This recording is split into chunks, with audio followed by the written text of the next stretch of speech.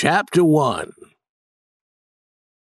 I was born the 30th of November, 1835, in an almost invisible village of Florida, Missouri.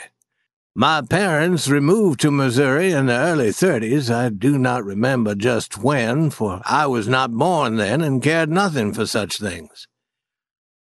The village contained 100 people, and I increased the population by 1%. It is more than many of the best men in history could have done for a town. There's no record of a person doing as much, not even Shakespeare. But I did it for Florida.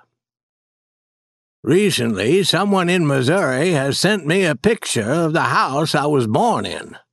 Heretofore, I have always stated that it was a palace, but I shall be more careful now. The village has 2 streets, each a couple of 100 yards long, covered with stiff black mud in wet times, deep dust in dry. Most of the houses were of logs. There were none of brick and none of stone. There was a log church, which was a schoolhouse on weekdays. There were 2 stores in the village. My uncle owned one of them. It was very small, with a few rolls of cloth, a few barrels of salt fish, coffee and sugar, brooms, axes, and other tools here and there.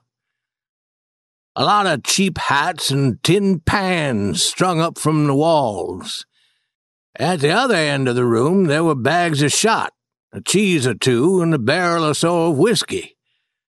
If a boy bought 5 or 10 cents worth of anything, he was entitled to a handful of sugar from the barrel.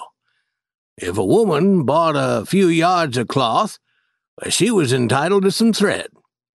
If a man bought something, he was at liberty to swallow as big a drink of whiskey as he wanted.